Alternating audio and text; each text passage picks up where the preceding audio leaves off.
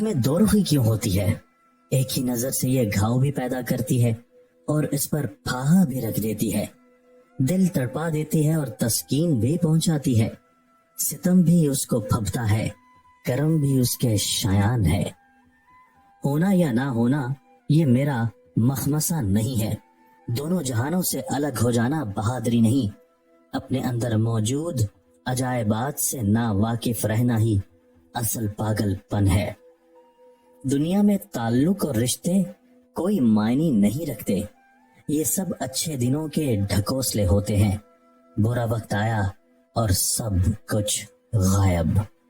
ہم ایسی جگہ رہنا پسند کریں گے جہاں سوچنے کی آزادی ہو اور اس کا برملا اظہار کیا جا سکے۔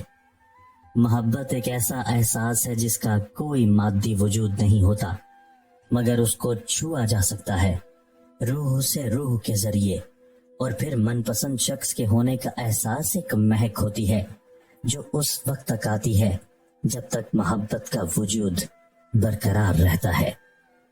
محبت ایک عام سی چیز ہے، حضرت آدم سے لے کر ماسٹر نثار تک سب محبت کرتے آئے ہیں، مگر نفرت بہت کم لوگوں نے کی ہے، اور جنہوں نے کی ہے ان میں سے اکثر کو اس کا سلیقہ نہیں آیا۔ نفرت محبت کے مقابلے میں بہت زیادہ لطیف اور شفاف ہے۔ محبت میں مٹھاس ہے جو اگر زیادہ دیر تک قائم رہے تو دل کا ذائقہ خراب ہو جاتا ہے، مگر نفرت میں ایک ایسی ترشی ہے جو دل کا قوام درست رکھتی ہے۔ محبت لمس کی گرفت میں نہ آ سکنے والا ایک پرندہ ہے اور روح کی شاخیں اس کا نشیمن ہے، اسے وجود میں قید کرنا ایک کوشش رائے گاں ہے۔